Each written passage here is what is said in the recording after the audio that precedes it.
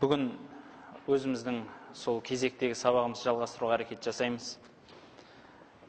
Естеріңізде болса, қыстан бері қарай бастағанымыз сол иман баптар еді. Сол баптардың бүгін біз қиямет қайым бабына келгенбіз.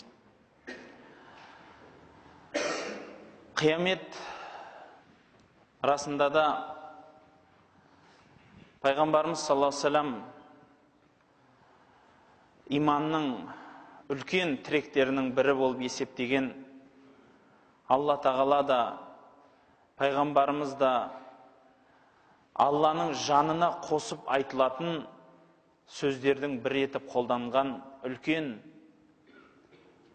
орын алатын сенімдердің бірі осы қиямет. Яғни пайғамбарымыз саллаллаху алейхи ва саллям мысалы кімде-кім Аллаға және қияметке сенсе деген сияқты сөздері көп, дұрыс па? Яғни көп адамдар кімде-кім Аллаға және дегеннен кейін оның періштелеріне немесе оның кітаптарына деп айтпайтын. Көбінесе Аллаға және қияметке дейді. Бұлайша айтқанда қалған ғайбияттар, яғни періште сияқтылар, немесе әуелгі пайғамбарларға деген иман, бұлардың барлығы сол осы үлкен екі баптың арасына кіріп кететін сияқты болады.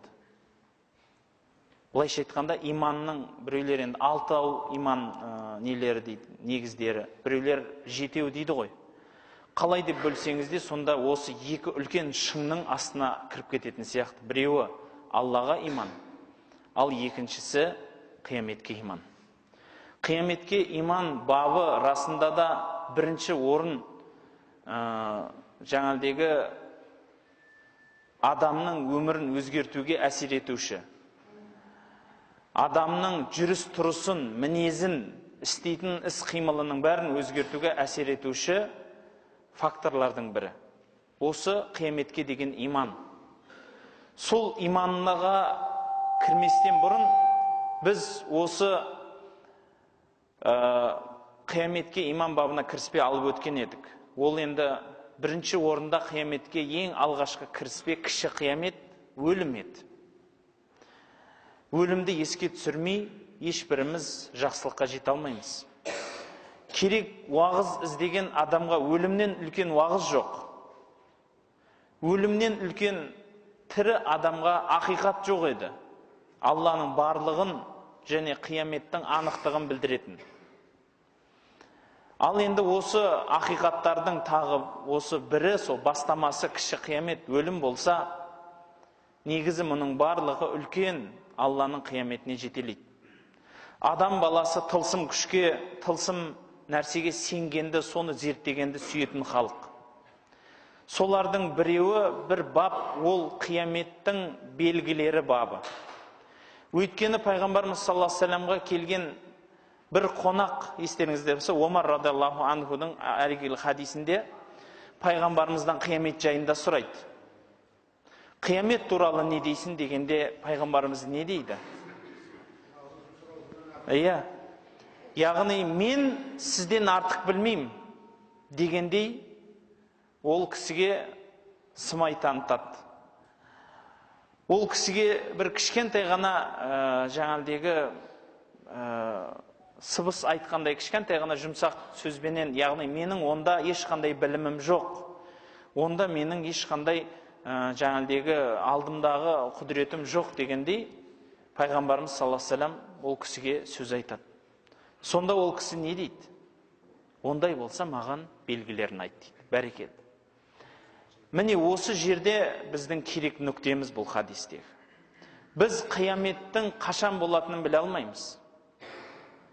Мына кейбір адамдар бар ғой, астағфирулла, кезінде сондай бір қатты шатасты ғой, естеріңізде болу керек, 2012 жылы жаңалды қиямет болады, декабрдің қаншасына дейді, 21-не деді ау дейме, 12-сі ма, 21-не ма, әйтеуір енді күніне дейін айтып болған енді.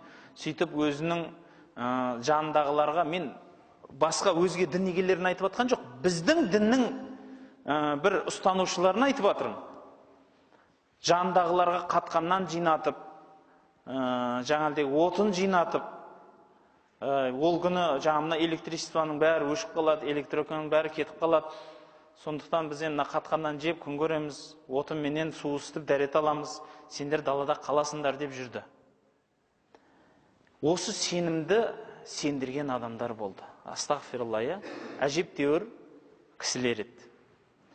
Біреулер мақтаса білімін мақтағанда жерге тегізбейтін адамдардың өздері кезінде әжептәуір білім ордаларында дәріс беріп, ұстаздық қылған адамдардың өздері осынша қателікке ұрынды. Расында мен деген пайғамбар қияметтің қашан болатынын білмеймін десе, біз қалай айта аламыз, мынау күні болады деп. Қияметтің белгілері өте көп. Бұл туралы хадистер де көп.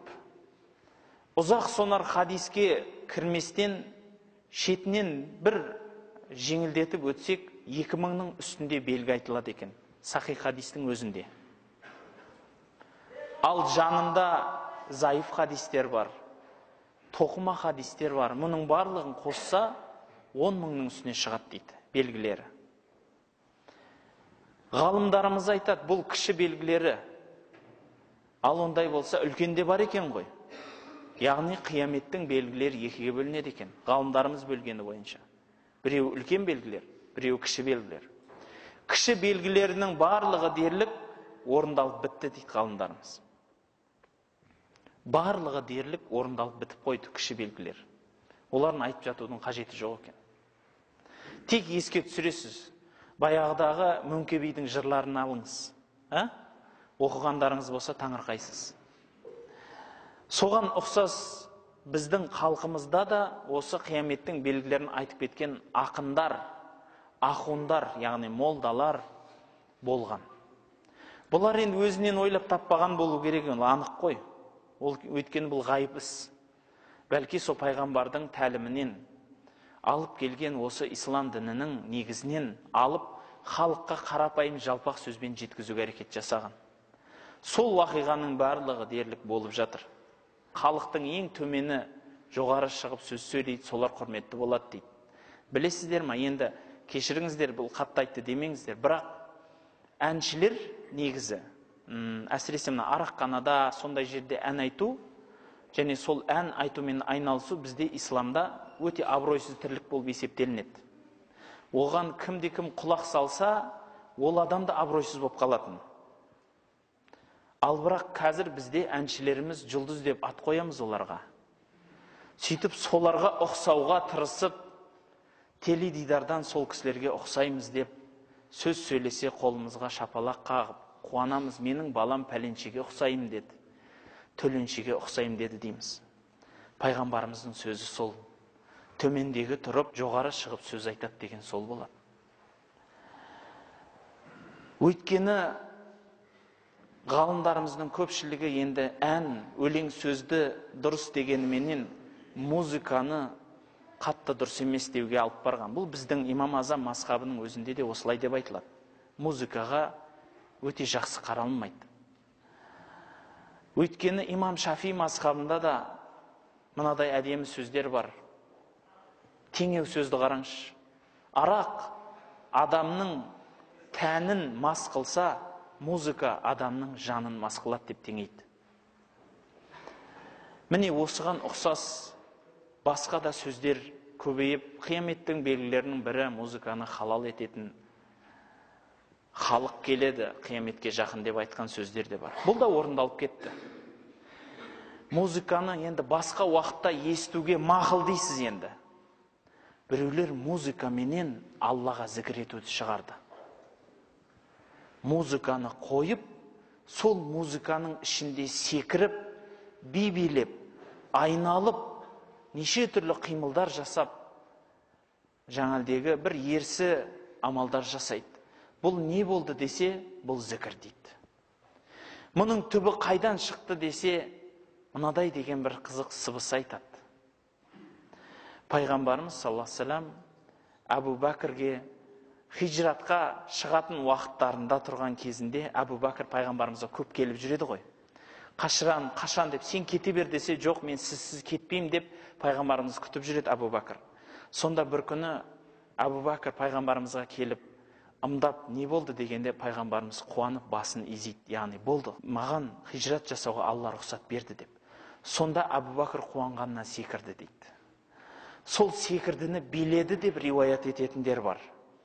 Ондай болса Алланың зікірін айтайын. Аллаху акбар деп секірген ғой, қуанғаннан енді қатты.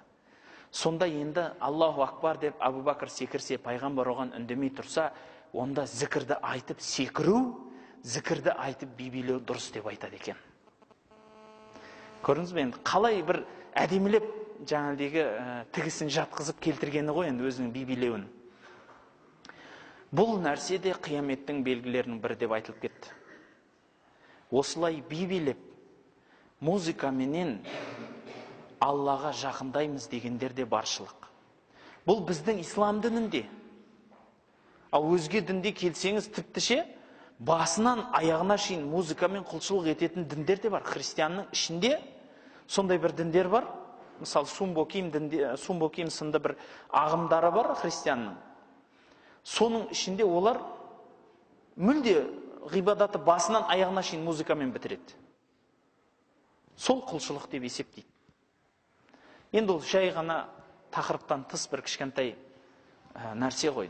Ал енді өзіміздің тақырыбымызға оралсақ, халықтың жай-күйінде айтады. Енді сол кішкентай белгілердің бірі сол еді, Құран-ы Кәримнің көтерілуі. Пайғамбарымыз саллаллаху алейхи ва саллям айтады: Құранды көп оқыңыздар, қияметке жақын Алла Құранды көтеріп кетеді дейді. Құранды көтергенде кітап есебінде жоқ қылып жібермейді дейді. Бәлки соны жаттаған, соны түсіндіре алатын адамдарды алып кетеді дейді. Тағы да осыған ұқсас бір хадисте, осыған мағыналай бір хадисте айтылады: Құраннан тек есімі қалады, мұсылманнан есімі қалады, Құраннан рәсімі қалады дейді. Суреті қалады. Яғни Құран-ы Кәрим адамдардың үйінде суреті ілініп тұрады. Яғни жазу кітабы ілініп тұрады. Бірақ оны ешкім оқымайды. Ешкім оған амал жасамайды. Амалсыз қалатын кітаптардың бірі болады. Мұсылманнан есімі қалады дейді. Иә. Тек аты мұсылмандар қандай көп қазір. Намазда оқымайды, оразада тұтпайды, құлшылығында да жоқ. Тіпті Құдайға деген сенімінің өзі ақсақ-тоқсақ. Құдайға деген сенімінің өзінде күмән бар. Ойлаңызшы, тек есім қалды. Көп мұсылмандарда есім қалды. Аты бар. Кейбір бауырларымыз мұсылман болдым дегенді шалбарын шешіп көрсетеді. Міне мен мұсылманмын деп. Сонда әйел кісі қаяғын шешу керек мұсылман болу үшін. Адамдардың ақылының барғанын қараңыз, жеткен жері ғой. Ислам амалменен келеді. Сіздің жүрегіңіздегі сенім амалменен орнығады. Ал сол сенім, Аллахқа сенім ізденумен келеді. Алла тағала Құранда «Фа'лам аннаху ла илаха иллаллах» Алладан өзге Тәңірі жоқ екенін біл деген бұйрығы бар. Біл деген сөз білу керек болу керек, міндет бұл. Алғашқы Құран аяты да оқы деп түседі. Пайғамбарымыз да білімге қатты үндеген сөздері бар. Ғалымдарды өзінің мирасқоры деп есептеп кеткен. Қатты құрметтеуге үндеп шақырып кеткен. Өсиет етіп кеткен. Білімнің орны исламда қалмайды екен. Міне осылайша кішігірім, аз саусақпен ғана санайтын, әлі орындалып үлгермей тұрған, немесе енді орындалып жатқан қияметтің кішігірім белгілері де бар. Ал үлкен белгілеріне келсек, ғалымдарымыз тағы да сөз таластырады. Біреулер 10 дейді. Сөйтіп Сахих Муслимдегі, Бұхаридегі хадистерді келтіреді. Біреулер 7 деп тағы да хадис айтады. Біреулер 5 дейді. Сонан бұлардың таласы, ортақ таласын біз шешейік. Бірінде жақтамай, барлығының айтқанын бірден айтсақ, ең ортағы бесеу екен. Ең үлкендері, төрелері. Қалғандарының барлығы кішігірімге жатқызған ғалымдары бар. Бесеуі, ол сіздер білетін Даджал, Иса пайғамбар, Махдидің келуі. Жердің хайуанының шығуы және күннің батыстан келуі. Осы бесеуі ғана талассыз мойындалады. Осы бесеуі ғана талассыз үлкен белгілер деп аталады екен. Бірақ осы бесеуінің жайында айтылған сөздер көп. Олар туралы қысқаша анықтап айтып кетсек, біріншіден сол белгілердің біреу келсе, қалғанының барлығы бірінен соң бірі келеді. Кейбір ғалымдарымыз осы белгілер келгенде иман қабыл болмайды деп те жатқандары бар. Бұл бесеу келгенде халықты бір сілкінтіп өтеді. Бірақ қанша уақытта бұл бесеу келетіндігін ешкім айта алмайды. Қанша уақыттың ішінде бесеу бітеді деп. Махди туралы айтсақ, біріншіден, енді қысқа айтамыз, енді оның арасындағы талас көп, өте талас көп. Махдидің бірінші орында Құрайш тайпасынан болатындығы, әрі пайғамбарымыз саллаллаху алейхи уассаламның қанынан болатындығы анық. Пайғамбарымыздың қызы Фатиманың қанынан тарқаған, Хасанның қанынан тарқаған кісі екен. Әлидің баласы Хасан. Сол Хасаннан тарқайды. Ол кісінің есімі де пайғамбарымыздың есіміндей, әкесінің есімі де пайғамбарымыздың әкесінің есіміндей болатындығы. Маңдайы кең болатындығы. Пайғамбарымыз сахих хабарларда айтып кетеді. Сонан соң Махди келу жағында да таластары бар. Бірақ анығырақ, көбірақ, мықтырақ айтылған жері Махдидің күншығыс жақтан келетіндігі бар. Машрих таманнан келеді деп айтады. Және Махдидің келгендігін қайдан білеміз деген адамдарға әртүрлі пайғамбардың хадистерін келтірген. Солардың ең үлкен талассызы ол Махдидің сыртынан Иса алейхиссалам келіп, имамдыққа Махдиді өткізіп өзі еруі болып есептелінеді. Сол адам Махди болады. Махди деген адам өзінде пайғамбарлықты, өзінде бір көріпкел қасиетті, өзінде бір ұлылықты жария етпейді. Махди пайғамбардың хадисіне сүйенсеңіз, әділетті қолбасшы болып келетін адам ғана. Әділетті, тақуа қолбасшы болады. Пайғамбардың хадисі бойынша бұл кісі 7 жыл патшалық құрады. Сол 7 жыл ішінде патшалық құрғанда халықтың әл-ауқаты көтерілгені сонша зекет беретін адам қалмай, адамдар зекетін беруге жан таба алмай іздейді дейді. Қараңызшы, басқа емес, кәдімгі зекет беретін адам іздейді екен. Осыншалықты халықтың әл-ауқаты жағдайы көтеріліп, жағдай дұрысталатын уақыт 7 жыл уақыт, пайғамбардың айтқан уәдесі бойынша. Сонан соң шыңға шыққан әрбір нәрсе құлдилайды ғой, төмен түседі. Осы шыңы болып 7 жыл болғаннан кейін төмен қарай құлдилап түсе береді екен. Осы аралықта Махдидің жанында Иса да болады. Иса уақытында Исаның келуі де Махдиге себепші болып, Махдидің сол шын Махди екендігі дәлел бола алады. Иса пайғамбардың келуінің өзіне де айтылған сөздер көп. Мен оның бәріне майдалап кіру енді уақыттың тарлығынан сіздерді қатты қинағым кеп отқан жоқ. Иса алейхиссалам жер бетіне келіп пайғамбарлық құрмайды. Бәлки пайғамбарымыз Мұхаммад саллаллаху алейхи уассаламның көрсетіп кеткен осы ислам шариғаты бойынша үкім жасайды.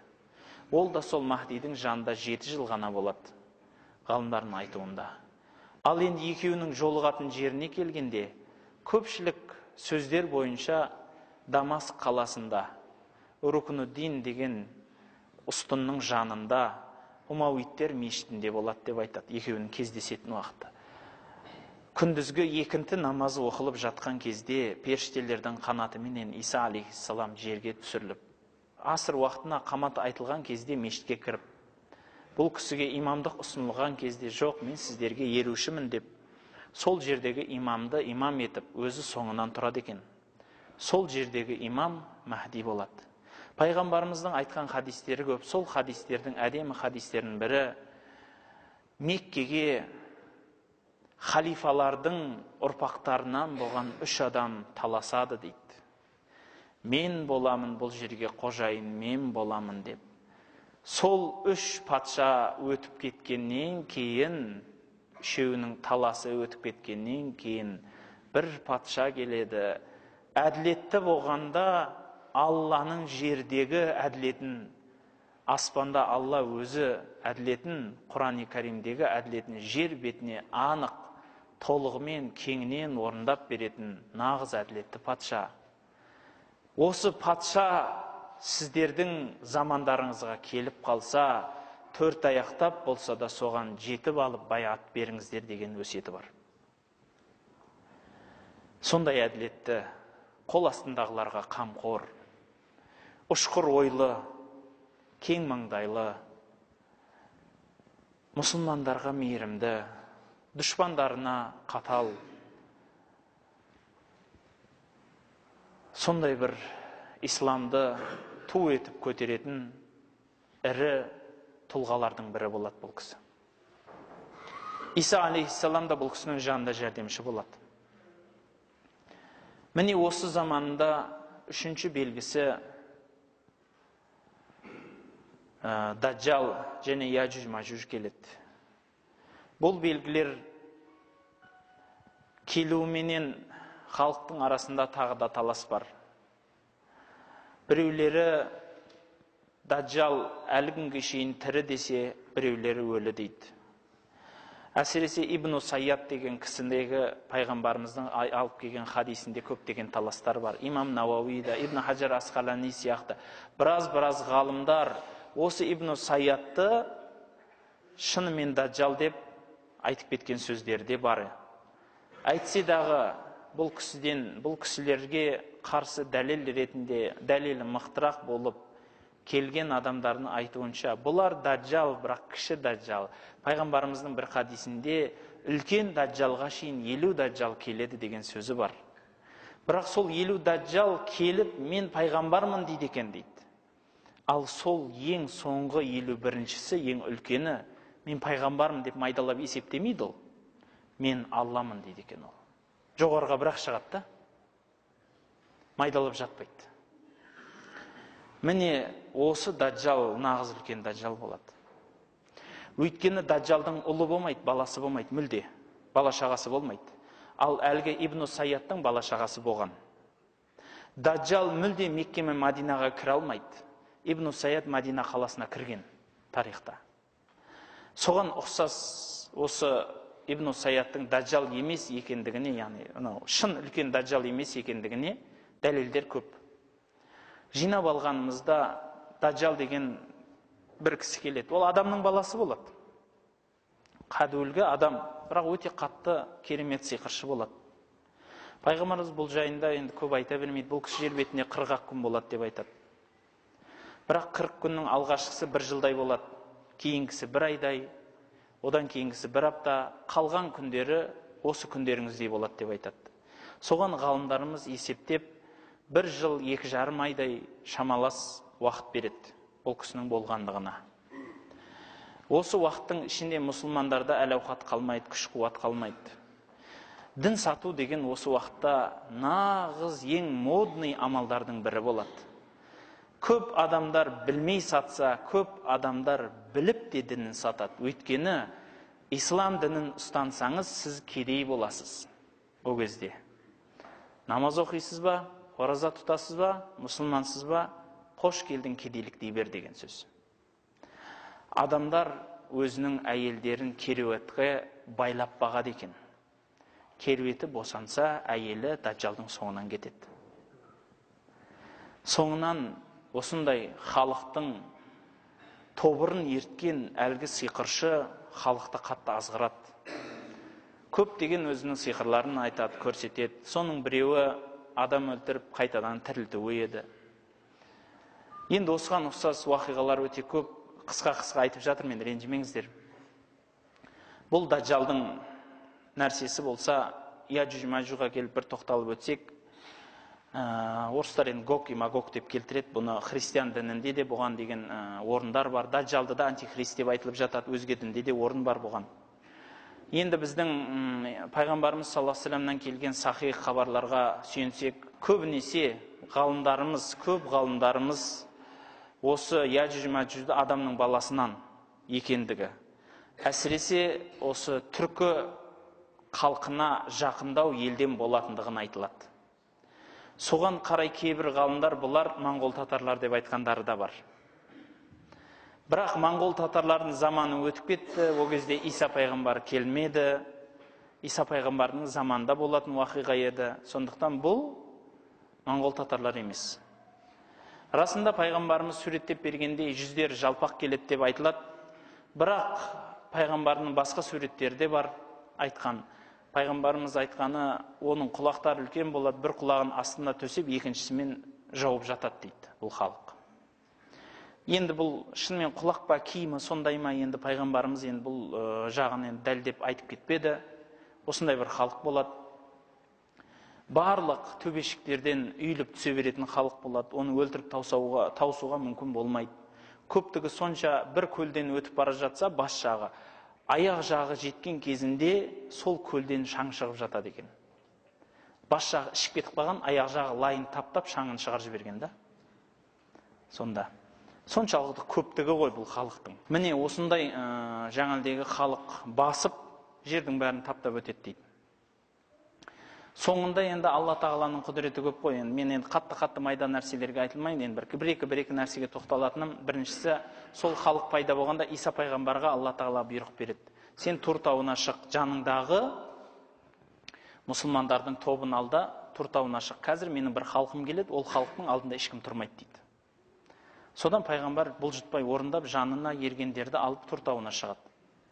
Ал қалған халықтың барлығын әлгі үлкен теңіз жеп құтылады. Құртады дейін, өлтіргенін өлтіреді, басқасын құртады енді әйтеуір. Содан барлығын бітіргесін бұл халық, біз енді бәрін өлтірдік, енді Алланы өлтірейік дейді. Сөйтіп жоғары қарай садақ ата бастайды жан-жақтарға. Алла тағала бір садағының ұшына қан балық түсіреді. Содан міне Алла да өлді деп біреу жария салады. Осы күннен бастап олардың өлімі басталады. Алланың құдіретінің кеңдігін қараңыз. Ешқандай халық қарсы тұрамаған халыққа Алла тағала желкелеріне құрт түсіріп, сол құрт тірідей жеп құртады әлгі халықты. Жер беті толған өлексеге айналады. Тау өлексе болады. Сол халық жер бетін тауысқанша біраз уақыт өтеді. Сол уақыттың барлығында Иса пайғамбар және оның жанындағы халық не істейді дегенде, пайғамбарымыздан келген хадистар бойынша бұл кісілер сол жерде таудан түспей отырады. Олардың пайғамбардың айтқаны бойынша сусыны субханалла, жейтіні ла иляха иллалла болады деп айтады.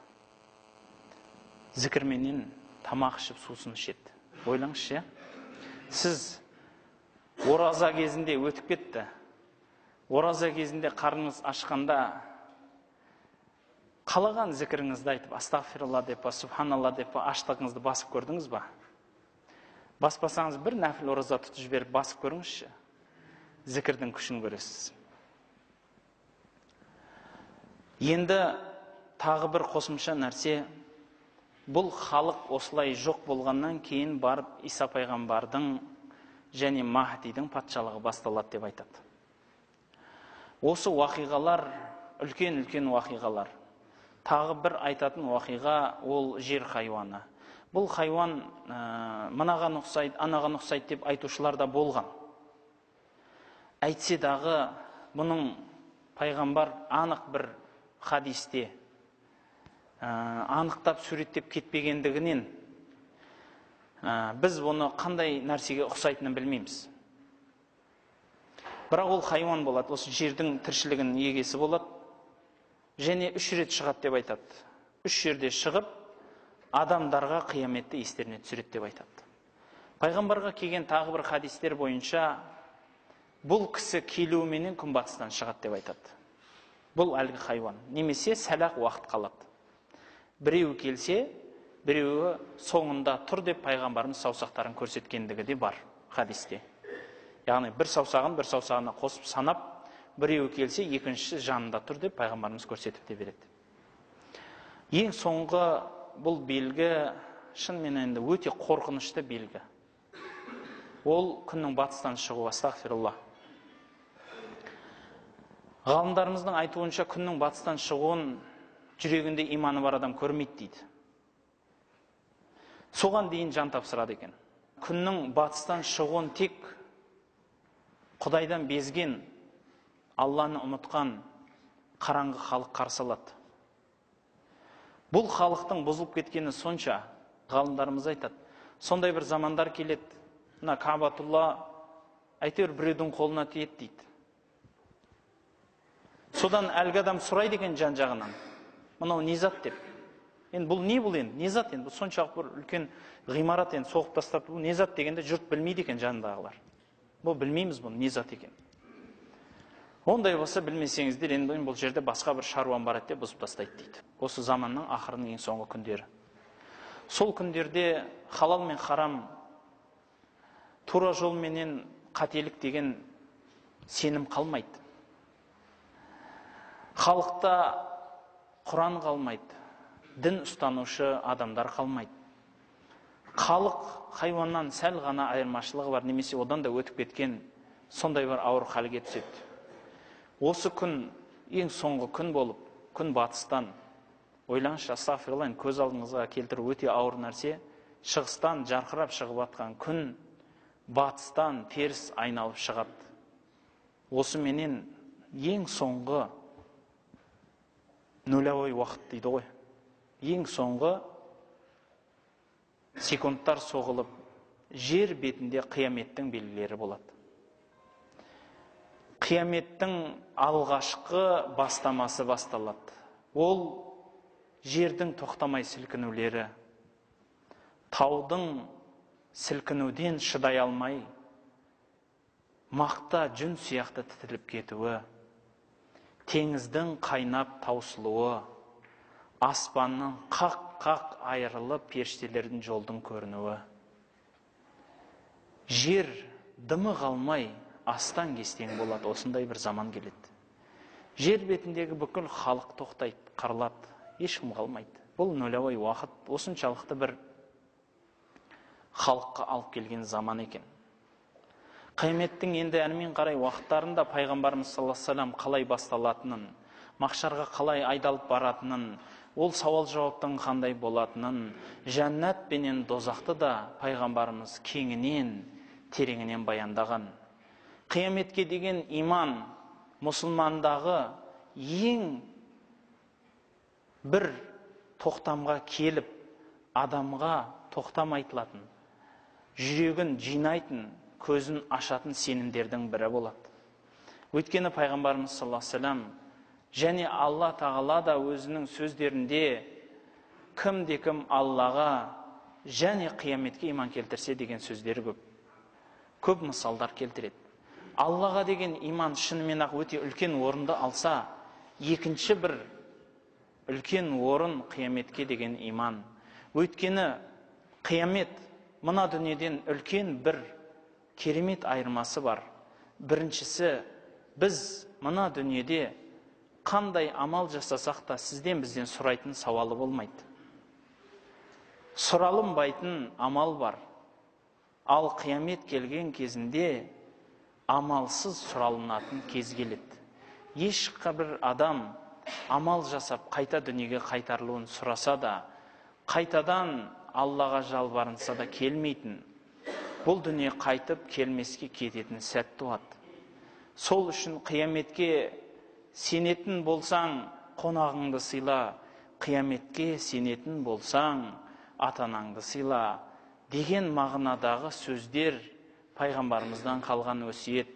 Себебі адам баласы ақыреттен үміті бар болса, яғни мен осы дүниеде амал жасап жүрмін, ертең осы жасаған амалымның жауабын берем, осы жасап жүрген амалымда менің соңы бар, осының артында мен бір нәрседен үміт етем деген болсаң деген мағынаны алып келеді. Яғни қияметтен үмітің болса, қияметке сенетін болсаң деген сөздің астары осы екен. Кім қияметке деген сенімі болса деген сөз, мына өмір жалған ғана өмір.